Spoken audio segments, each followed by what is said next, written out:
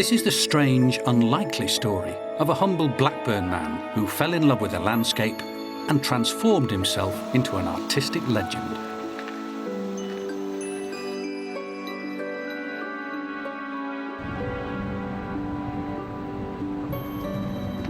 It's the story of an obsessive accountant who 50 years ago became so passionate about the beauty of the English Lake District that he dedicated his life to capturing it on paper. Entirely driven by his obsession, the reclusive Alfred Wainwright embarked on a 13-year odyssey to map his beloved Lake District. So began an epic journey that not only changed the life of one man, but changed the whole experience of Lakeland for millions of readers who've worshipped his guidebooks and have followed in his footsteps.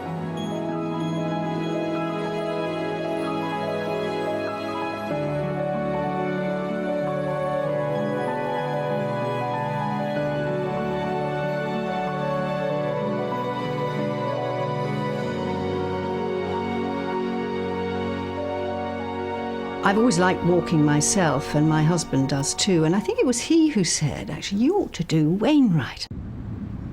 Well, Desert Island is a national programme, and you need national figures, and there was never any doubt in my mind that Wainwright was a national figure. He would not come to London.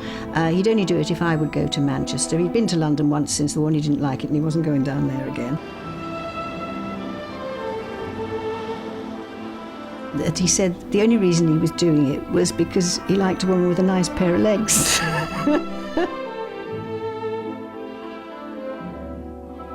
My castaway this week is a writer and an artist, but first of all, a guide. He is the constant companion of any serious walker in the Lake District. Indeed, a man would be a fool to set out without him. It's not a north-south thing. It's not a class thing. But half the people will say, oh, I love him, I love all these books. I've got them all, I've got the first edition. I've gone up. You know, there's a woman who's climbed the 214 fells 13 times. Unbelievable, potty. Then there's the other half of the people who say, who? He wrote books, guidebooks, so why so famous? It's very hard to explain to people. So there's this dichotomy between the people that know nothing at all about him and people that love him. There's something which captures the essence of mountains. And compare those with any photographic guide you want. And I defy you to find one that will explain the mountain better or make the mountain accessible to people better. There were places where a man could go in safety if he took reasonable precautions.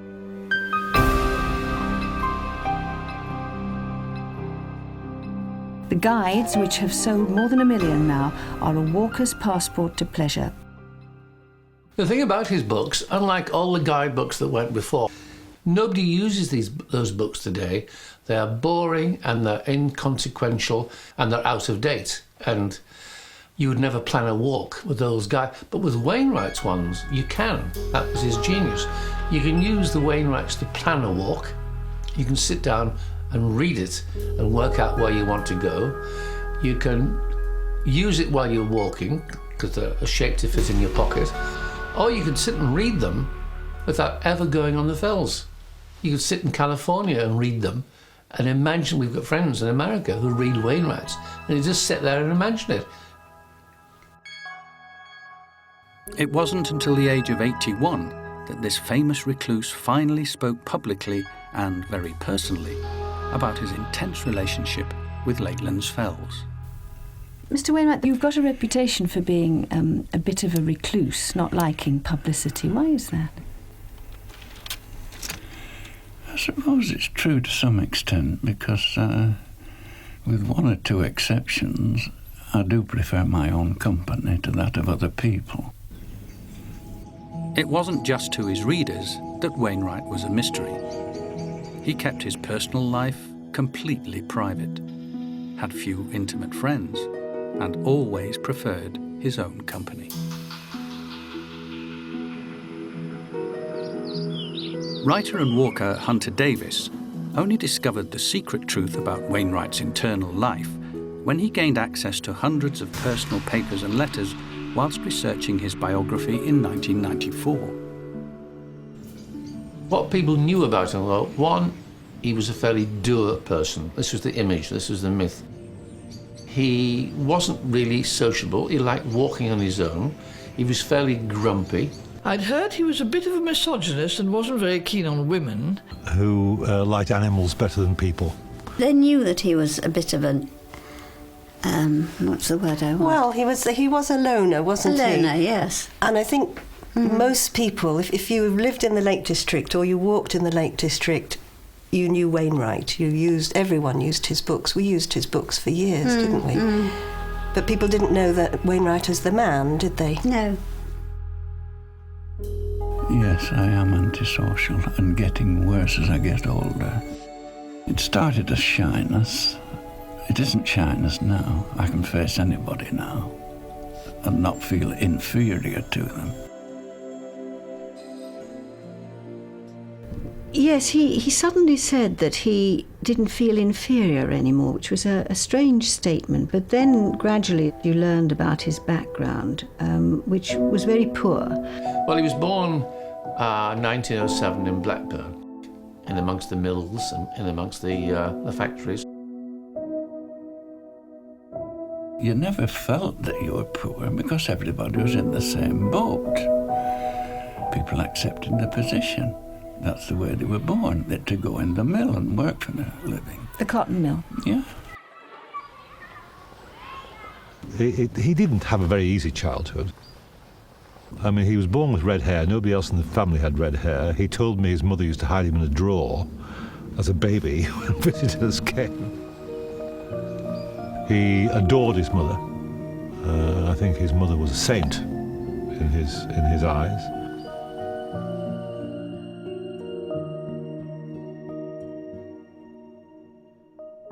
As a child, he was fascinated by drawing.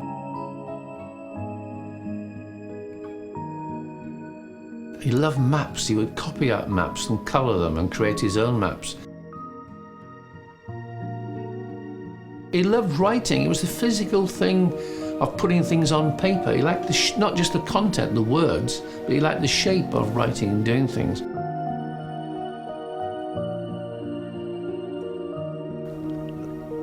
His destiny was the mill. It would certainly be a pretty hard working class life. And he raised himself out of that. He worked hard at school.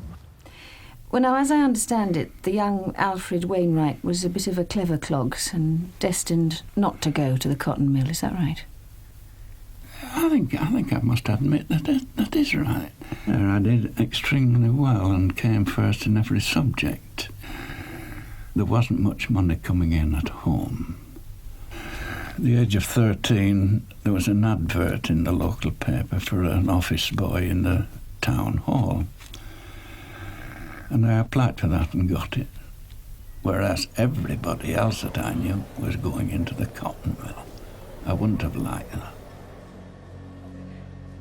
When he became a young man in the council offices, he did these hand-drawn and handwritten little magazines which he sort of stapled together, 6 or 10 or 8 pages, and there'd be jokes and quizzes and gossip and cartoons, all to do with the office.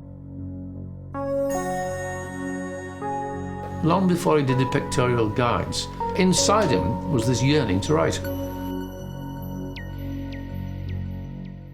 When he was in his early 20s, he went to the Lake District and he'd read about the lakes and the scenery, but he'd never seen it. When you were age 23, you took your first holiday away from home. By that age, I'd saved up £5. And I'd heard a lot about the Lake District, which until then had been a world away. I did as everybody told me, went up to Orust Head, which overlooks Windermere. It was coming up that hill and seeing the view of Windermere that sort of changed his life. It was a moment of magic, a revelation so unexpected that I stood transfixed, unable to believe my eyes. A glorious panorama that held me enthralled. God was in his heaven that day. and I a humble worshipper. I wasn't accustomed or entitled to such a privilege. I was an alien here. I didn't belong. If only I could sometime. If only I could. Those few hours on Orestead cast a spell that changed my life.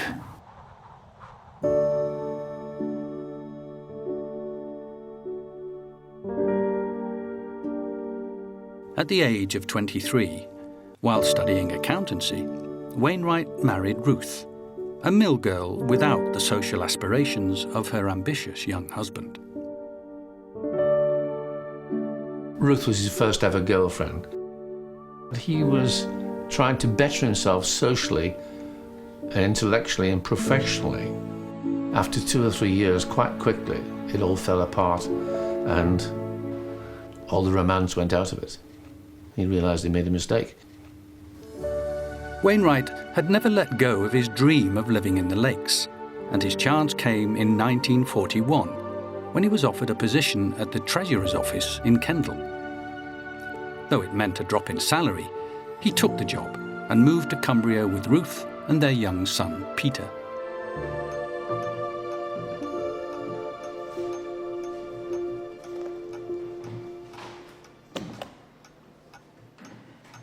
Wainwright soon rose to the position of borough treasurer, a role he relished with his obsession for detail and accuracy. But he longed to write more than accounts and ledgers, a desire he'd had since childhood.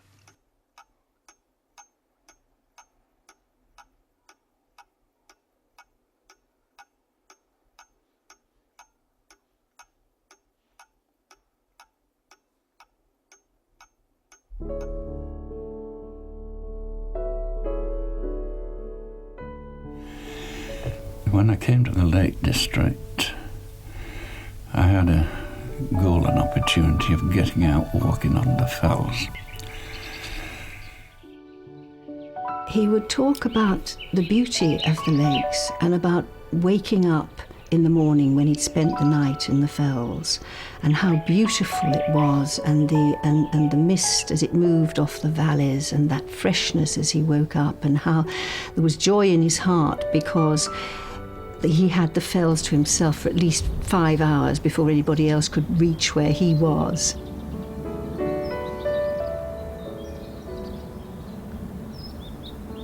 And he just wanted to absorb that landscape around him and the sounds of it and the smells of it.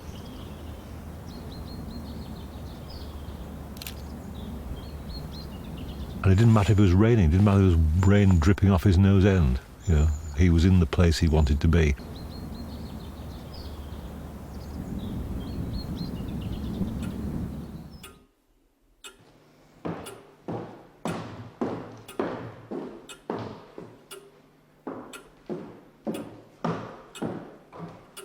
I was always coming across people who were lost.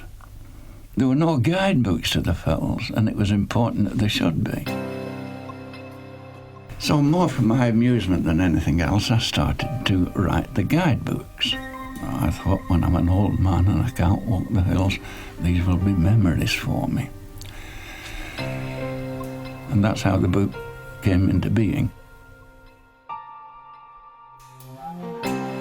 One November night in 1952, at the age of 45, Wainwright embarked on his epic 13-year guidebook odyssey, a strange, obsessive journey that would soak up all his spare time in his rigid routine to map 214 fells in 7 books.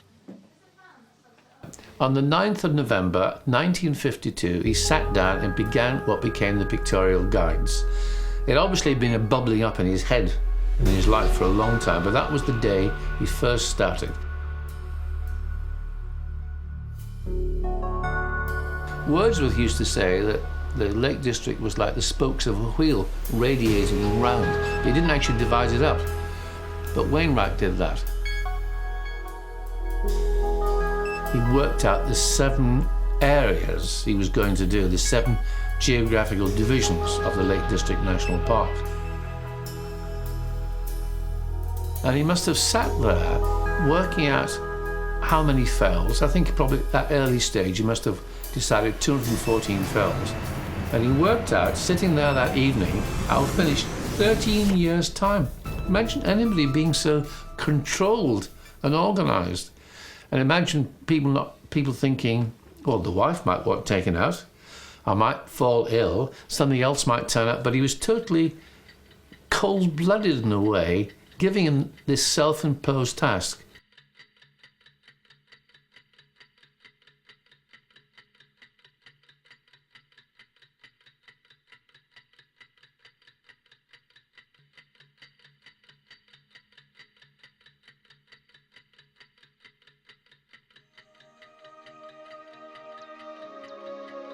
Surely there is no other place in this whole wonderful world quite like Lakeland. All who truly love Lakeland are exiles when away from it. Many are they who have fallen under the spell of Lakeland.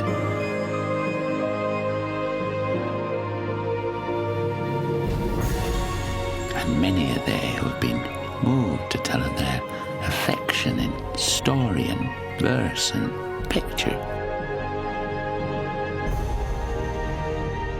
This book is one man's way of expressing his devotion to Lakeland's friendly hills. It was conceived and is born after many years of inarticulate worshipping at their shrines. It is, in very truth, a love letter.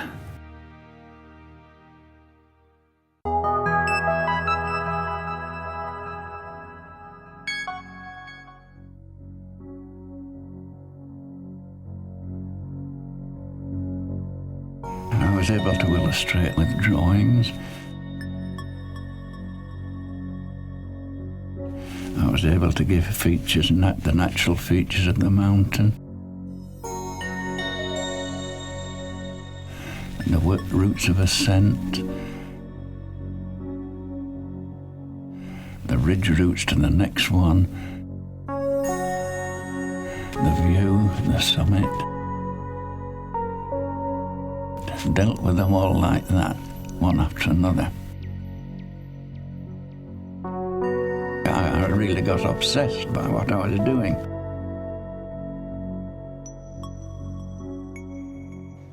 He would go to his job every day as borough treasurer. He would come home. Ruth would give him his tea. And he would work on his pages, his notes, write up what he'd done the previous weekend.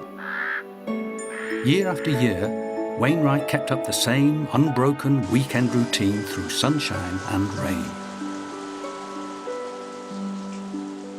He would get the very, very early bus to wherever he was going.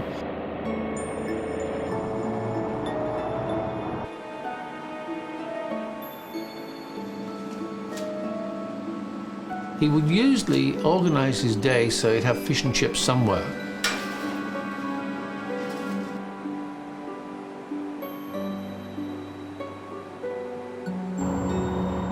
He would climb all day long and come back on the last bus. And he'd spend the rest of the week writing up his notes.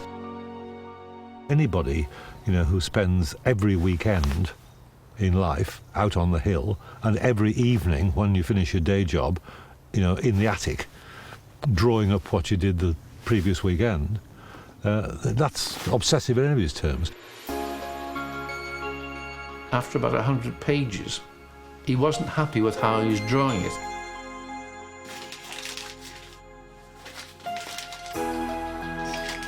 And he decided to justify the type on either side. Justify means a straight line that side and a straight line the other side.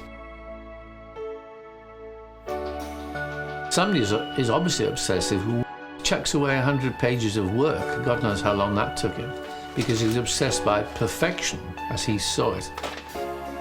And somebody is obviously obsessive who works out what they'll be doing for the next 13 years. Self-imposed. It wasn't a job. Nobody was paying him. I started the book determined that everything in it should be perfect. So let me be the first to say it. This book is full of imperfections. But let me dare also to say, it is free from inaccuracies. He could never make a mistake. Making a mistake didn't come into his language, so he wouldn't make a mistake. He would be right in his mind before he wrote it down. I think at the back of his mind, almost from the beginning, he was vaguely thinking of publishing it, because very quickly he was thinking of publishing it. I finished the first volume after 2 years working every night on them. I thought these might be useful to other people too. Having handwritten the book himself, Wainwright was equally independent and determined to bypass interfering London publishers by taking the financial risk to publish himself. But could he find a willing printer? I went to a local printer and asked what it would cost to have us 2,000 copies made.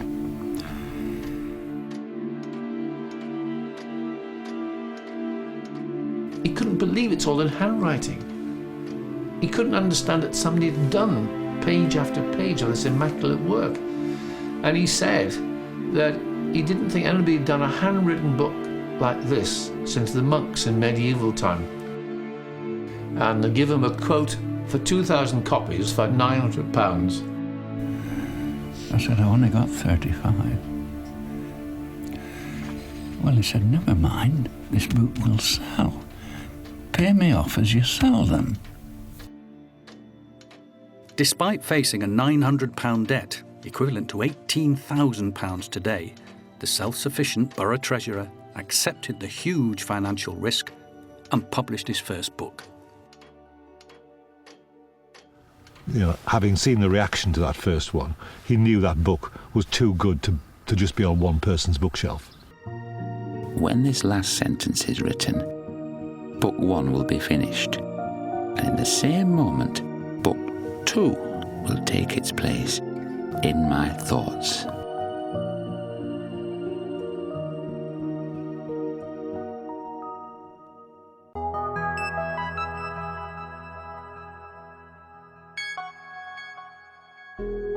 The author carried out his explorations surreptitiously and without permission, not caring to risk a refusal. He was not detected, but this may possibly have been due to his marked resemblance to an old stag. He walked on the fells the way he'd walked to go into Kendal. There weren't cagoules, there weren't climbing gear that you have today. And he wouldn't speak to people while he was walking. He didn't want any distractions, he would ignore people, and he certainly didn't want anybody walking with him. I thought it would be rather nice if I could go those walks with him, follow him. And I asked him if I could do that, and he said, yes, if you don't talk. But he was a trudger. I mean, he would have taken a very dim view of these sort of power walkers you see on the hill now, you know, wall-to-wall lycra, who come past you at a great rate of knots, looking at their toe ends because they're powering their way to the next summit because they've got to do 5 summits today, come hell or high water. Well, Wainwright would rather drown. It's what you do when you get to the end of the walk that's the interesting bit. When you get to this viewpoint or that viewpoint or this place where you can suddenly look out over the promised land, and that's what Wainwright was going for. It was taking time to absorb that landscape.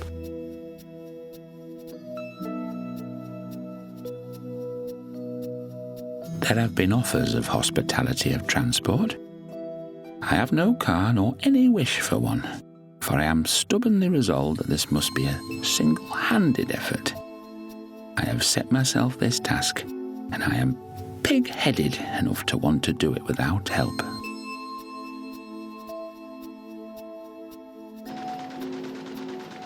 Wainwright knew his instincts were right.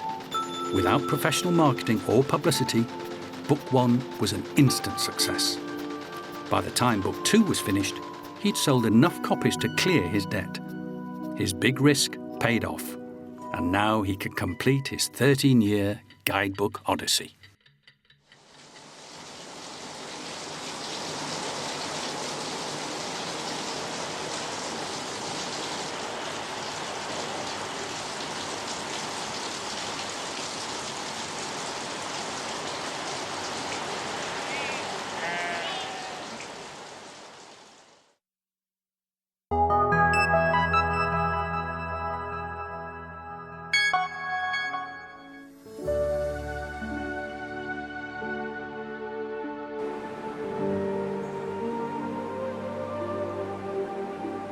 The highest point is a pleasant place for a halt and quiet contemplation of the scenery. Sheep think so too. Actually, he was in no hurry to come home.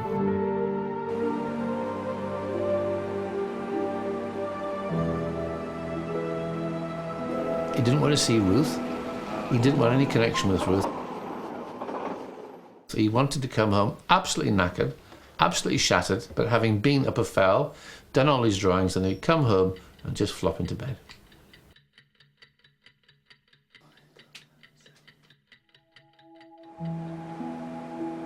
In 1957, at the age of 50, and after 27 years in an unhappy marriage, Wainwright met a woman who was to change his life. She was 15 years his junior and an attractive, separated mother of two. Her name was Betty McNally. She was running some sort of charity thing, and they'd hired premises belonging to the council. And apparently they'd hired it for X number of hours, but had run over by an hour. So he called her into his office and said, "You stayed extra in that hall, and we want the money. Are you going to pay it?" And it really told me off quite fiercely, but in a gentle sort of way. Anyway, it was all right in the end. But it was quite a severe ticking off. And it sort of stuck in my mind that he had been gentle and nice, even though he was cross at the same time. And that never went out of my mind again. It was always there. I remembered that. I don't think she knew then, and most people didn't, that he was also a writer of these pictorial guides. Because don't forget, he kept a low profile, no publicity, nothing was known about him. It was to be 8 years before Wainwright and Betty's paths would cross again, by which time his books would be widely read.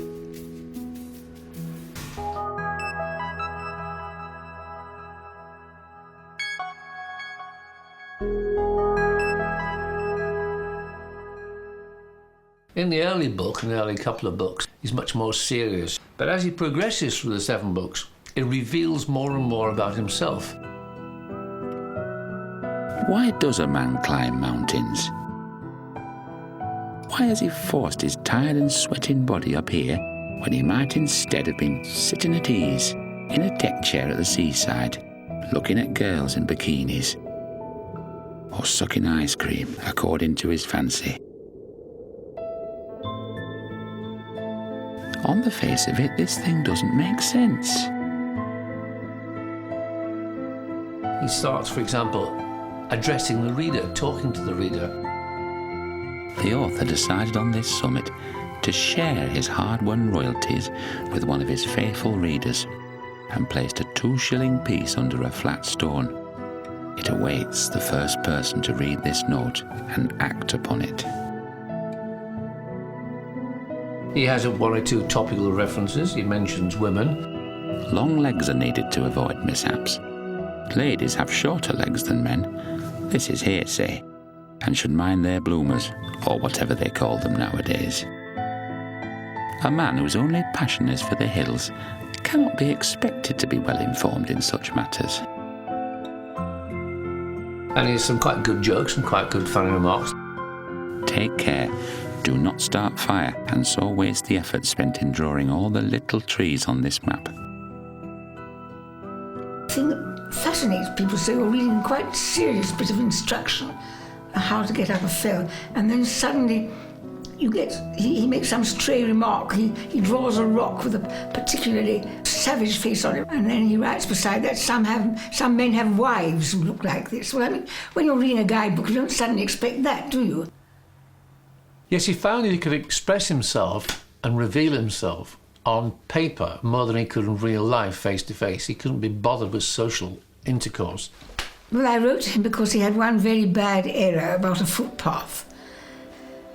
And I got a letter back from him, a very polite letter. He wasn't a bit put out about it. And so one thing led to another, and it worked into this correspondence that lasted for 10 years without us ever meeting each other. At one point he asked me, he said he did not like women with meagre thighs. And he asked me if I had meagre thighs. And I said, well, as I did so much walking and climbing, obviously I had rather muscular thighs. And he wrote back and said, well, he rather doubted whether he could be attracted by a woman with muscular thighs, but he thought he ought to build me up. And then he started leaving bars of chocolate for me, hidden in various walls around the neighbourhood. And he used to draw beautiful maps, his lovely maps, showing me how to find these chocolate bars. Got to like him very much through the books.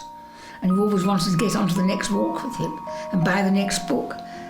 And so you work up a relationship with him. Cindy has shown absolutely no sympathy whatsoever with my efforts to write a classic.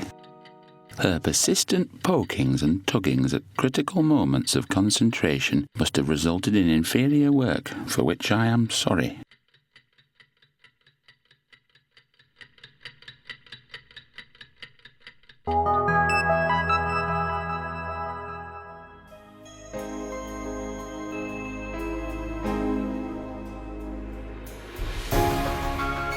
This, then, is Skiddaw, a giant in stature, but an affable and friendly giant. People started to look for him on the hill, but by the time the book was out, he was off to the next bit of the Lake District, so they never found him. You know, there were sightings, you know. Rumours would suggest that he was going to be at Stye Head Pass on a particular day. People would gather. You know, it was like sightings of the great white whale. And of course he was never there, because he was in Shakespeare would say he was in another part of the forest. I mean, if you meet a lone walker on top of a fell and you're walking, you've got to say something. No, you haven't really. You can strike off in another direction. There are boulders you can get behind. You know, my pet hate, of course, are school parties. When he used to come up here to see me, and we used to sit here on this terrace, on this seat, talking, and he always wore a very white shirt. I think he bought one every time he came here. He used to sit there like a great big marquee, because he was a very large man. And people used to walk past, all reading his books, looking just at his books. And they, as you say, they'd give a fortune to see me, but they just walked past within yards, along that yard, and right past him, reading his guidebooks, never looked up and never took any notice of him at all. And that used to amuse him mightily, as you can imagine. These were glorious days for me. Days of absolute freedom. Days of feeling like the only man on earth. No crowds to dodge, no noisy chatter, no litter. Just me and the sheep and singing larks overhead.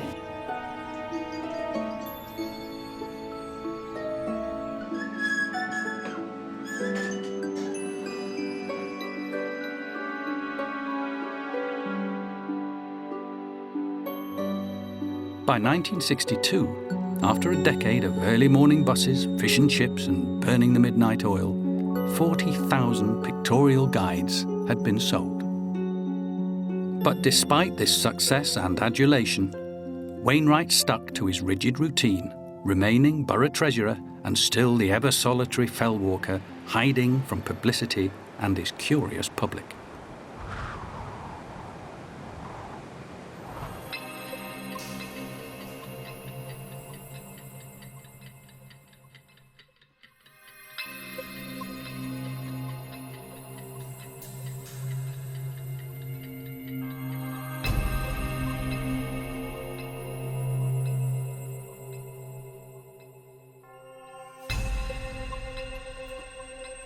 these ugly black holes and pits are not merely dangerous, but damn dangerous. Sons should think of their mothers and turn away. Husbands should think of their wives, after which gloomy contemplation many no doubt will march cheerfully into a possible doom. He had some very bleak times in his life. I think he lived in considerable turmoil for part of his life because of personal relationships and, his inability to cope with them, his inability to come to terms with his own failings, perhaps. It wasn't his obsessions which had ruined the marriage and made the wife get fed up. It was the other way around. It was a bad marriage and not talking to each other that led to his obsessions to go out in the fells, which is interesting. He was exercising himself, physically exhausting himself by going up in the fells and staying out all day and all night. Well, his first wife and he had become estranged, so he was quite lonely.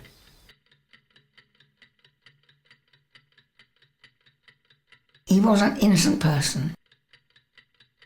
Do you know that picture of him as a baby in a high chair? And he said he felt exactly like that all his life, feeling lonely and bereft and wondering where that nice soft breast has gone to. That's what he said. And he has a little baby sitting there waiting for something. It's interesting.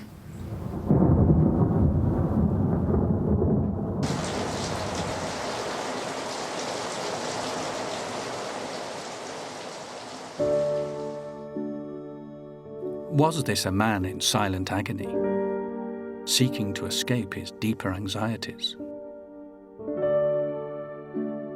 Loneliness, frustration, and despair were the themes in an autobiographical short story he'd written and kept secret since 1939, when he was just 32.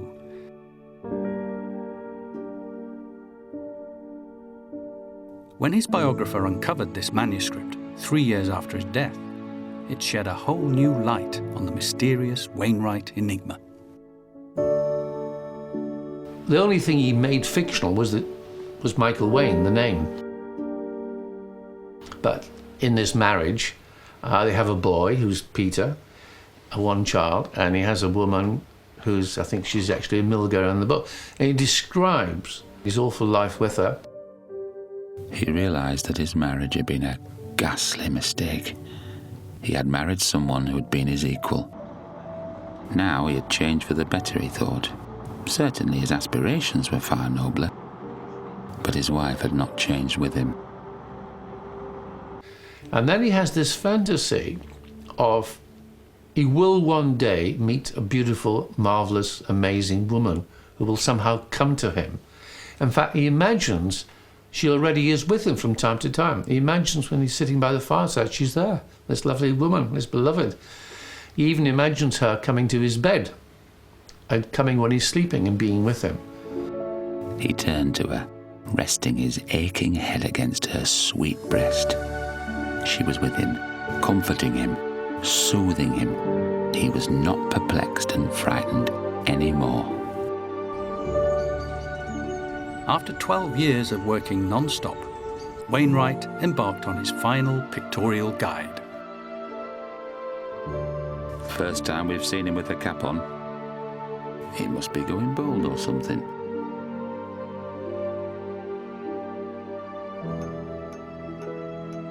Though Wainwright was by now used to receiving fan letters, there was one in particular that caught his eye. It was from Betty McNally, the woman he'd called into his office 8 years earlier. I wrote and said how wonderful they'd been and how much I'd appreciated all the knowledge that I'd picked up from those books and the fun they'd given me. And to my enormous surprise, he wrote a little note saying, thanking me for thanking him. And I hoped I'd see you again sometime. And that just made me think, well, might meet him again sometime. After a few short meetings at the town hall and a brief flirtatious correspondence, Wainwright fell for Betty. Taking a huge risk, he decided to open his heart to this relative stranger and presented her with the manuscript he'd written 26 years earlier.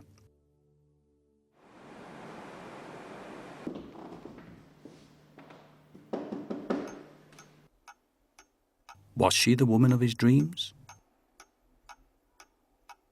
He gave Betty his 1939 short story and let her decide. Just read the book first, and make sure it is not a case of mistaken identity with me and mistaken impression with you. Wait a fortnight, please, then let me know. There was the girl he dreamed of. How close he seemed to have come to Elatile. She had taken his mother's place as the guiding influence in his life. She dominated his thoughts, his actions.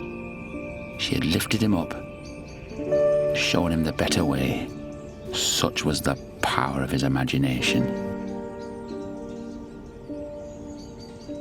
Wainwright did mention occasionally that he'd met somebody, and of course I didn't tease him or anything like that because we didn't behave like that, but I said, oh, that's very nice.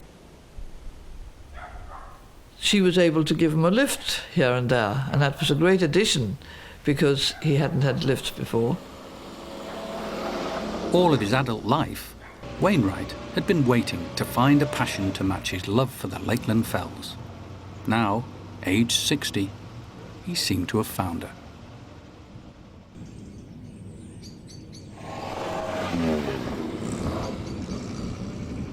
I mean, you were very different people, weren't you? No, we were different people, yes. It was a real case of opposites attracts, both sort of physically and in all sorts of other ways, because Mum, very vivacious, lively and talkative, and A.W. was very taciturn and... Yes. And you were very practical. You were the one who did all the sort of practical things in the house. Yes, it wasn't at all practical. It was absolutely useless.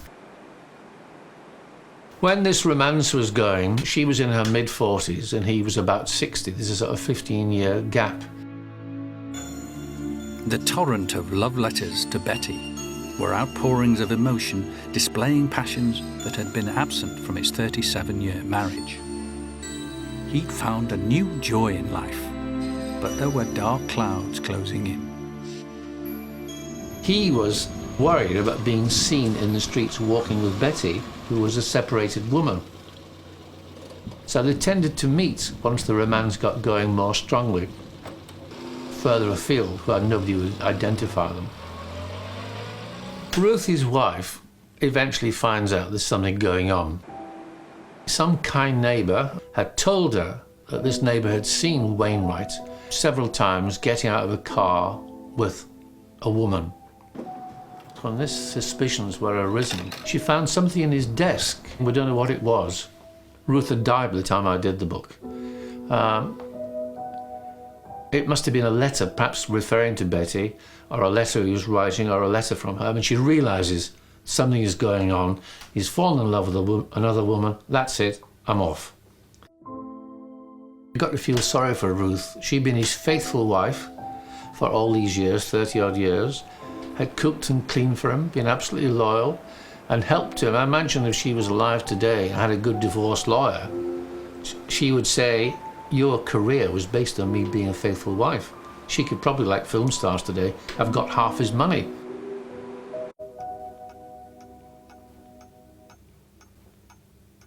Because he's totally undomesticated, doesn't know how the cooker works and the fire works and the oven works, and she leaves him these notes on how to run the house, and I think they never meet again. Sheets and pillowcases and towels in top drawer at dressing table. Call will come once a fortnight unless you cancel it. Papers are 5 and 4 a week at Kendall Green Post Office. Dear Molly, don't worry about me. I'm doing all right. I crunch around the kitchen amongst the spilt cornflakes, and the bed is lumpy, because it hasn't been made for 7 weeks. And I've stopped wearing underclothes because I've no clean ones left. And I don't know how to use the washing machine. In the Christmas of 1965, after 13 years of painstaking work, Wainwright finally completed his extraordinary Lakeland Odyssey, finishing his last pictorial guide just 1 week ahead of his original 1952 schedule. So, this is farewell to the present series of books. The fleeting hours of life for those who love the hills is quickly spent, but the hills are eternal.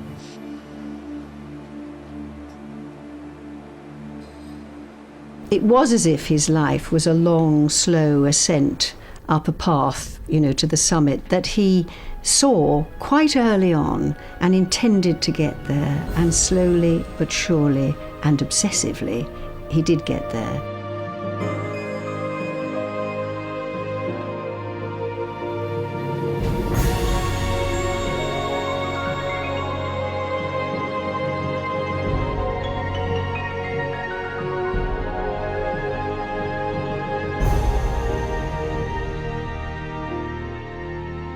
At the age of 63, Wainwright had finally found the close relationship he'd been dreaming of all his life.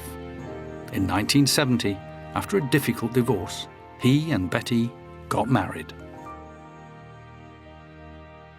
He was very, very contented, and he seemed to put on weight because she was cooking for him.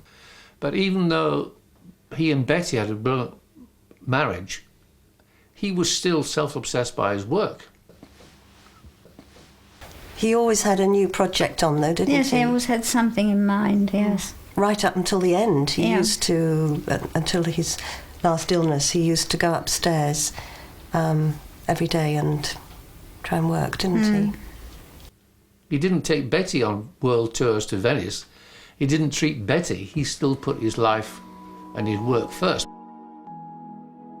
With Betty's help, researching and editing, Wainwright went on to produce more than 40 books, including guides to Scotland and his ever-popular Coast to Coast Walk.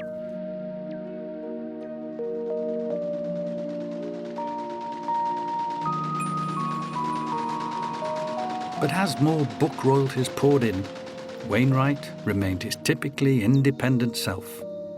He decided to give away most of his newfound wealth to animal charities.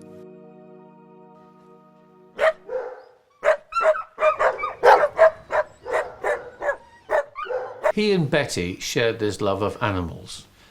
It started off with trying to help animals, and he tried to help various existing animal refuge places, and he gave money from his books to these animal places. And in the end, he and Betty decided to start their own animal refuge at Capellan. And every penny from all these books went into this animal refuge. I said, "How would you like to be remembered?" "Well," he said, "no doubt it'll be those books," he says, "but I'd like to be remembered for Capellan and what it is. An absolute model," he said, "that's what we want, that's what we've set off to do, to have a model of animal welfare." By the mid-1980s, the hundreds of thousands of pounds of book revenues matched Wainwright's new status as a legend of the lakes. Finally, television managed to woo the great Lake District enigma to the screen, though the reluctant A. Wainwright had held off public fame until he was almost 80. So he was getting more money for his dogs and cats, so he was delighted. But it was quite a battle for him to become a public figure, and he had to up to a point because he was having to promote his charity. Right. Are you going to eat them straight away? Would you like them open? I knew he was a grumpy old man who liked animals better than people. And when the producer came and said, "Would you like to make this programme with Wainwright?" I thought, oh joy. In your guide you say, "Do not disturb the sequestered privacy of the hamlet of Oddendale. Keep outside its walls and turn right." Yeah. You're probably not going to go down into the hamlet yourself. No, I don't want to go there. One of his greatest qualities was that he engaged his brain before he opened his mouth. You know, there was no gabble. And in rather the same way that he distilled the essence of the mountains into those 7 pictorial guides, you know, every time we went out filming, you know, he distilled the essence of the place he knew we were going to go to into about 10 sentences. And having said those, he didn't want to say any more. There is Castle Craig. On there are the remains of an old British fort. On this crag here? Yes, yes, you still see a wall surrounding it. But it was a difficult challenge for him. It made him come out of himself. Excuse me. Mr. Wainwright, isn't it? Yeah. I've read your books and I've walked the fells. Have you? Alas, I can't anymore. But I certainly enjoyed some of the things that you've seen. Mr. Wainwright. By 1988, when he agreed to appear on Desert Island Discs, sales of the pictorial guides had reached 1 million, and they had doubled by the end of the century. His eyesight got rather bad latterly, and I think it was partially due to all the eye strain he'd had over the years. But the beauty of the imagination in Wainwright shone through. When we went to Haystacks with him, for example, the weather was absolutely bloody awful and you couldn't see your hand in front of your face. That detracted from the view for us. It didn't for Wainwright, because Wainwright was imagining the view anyway. And Wainwright you could stand on top of a mountain with the weather down, and he would point out every summit, 35 of them, you know, from left to right. You know, he knew every viewpoint from every summit in the Lake District. Haystacks, the high-style range behind you. One of the loneliest places in the district, one of the most beautiful. You're 81 years old now. Do you still walk a lot? No. Unfortunately, my eyes have gone in the last 2 or 3 years. The last time that I did a fell walk, it was a pouring wet day, terrible wet day. And I was stumbling and slipping all over the place. And it wasn't because my glasses was misted. It was because I couldn't see where I was putting my feet. And that's the last time I did a fell walk. And the mountains wept tears for me that day. He always said that he'd written the books so that when he ceased to be able to walk the fells anymore, he would be able to look at the books and remember every nook and cranny and every detail. That's why he wrote them. That's what he carried. I doubt he needed to look at the books, really. I think they were all in his head. And he was a very lucky man because he did everything he wanted to do. He often said, my favourite mountain is Haystacks. I want my ashes there. And then, when I'm gone, my ashes will be still there. And he liked to think that nobody would go there because it was rather inaccessible, but his ashes would be there. You've written in one of your books that you would like to end up here, haven't you? Oh, I shall end up here. Whether you'll carry me up in a little box and just leave me by the side. And I shall be in company because only last few months ago, a woman wrote to me and said her husband had died and wanted to have his ashes scattered on innominate time. And several others have written and said, when the time comes, we'll join you there. So I shall be in company, lots of company. But could you wish a better place?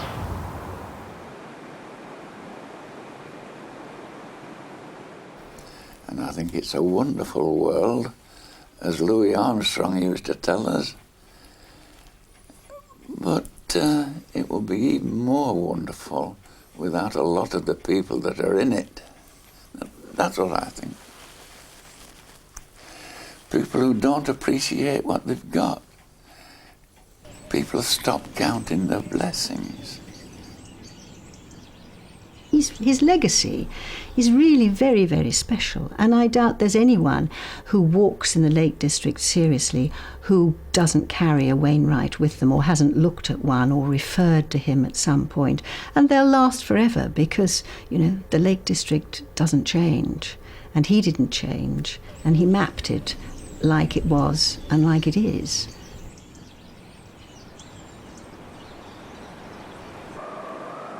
Nobody has interpreted the mountains better. I mean, somebody might. There might be a new IT interactive CD-ROM being produced as we speak by somebody as talented as Wainwright, who's going to interpret them in a completely different way. We can't know that, can we? But as we sit here on the shores of Wastwater today, nobody has interpreted the mountains better. And we're talking about a 50-year-old series.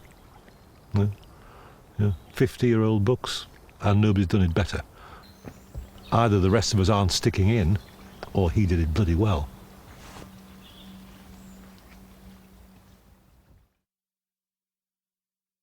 Alfred Wainwright died in 1991, 3 days after his 84th birthday.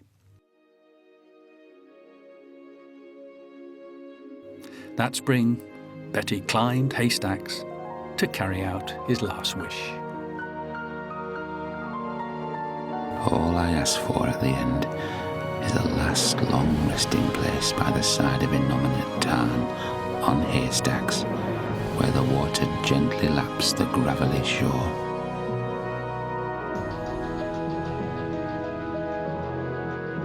Someone who knew me in life will take me and empty me out of a little box and leave me there, alone. And if you, dear reader, should get a bit of grit in your boot as you're crossing haystacks in the years to come, please treat it with respect. It might be me.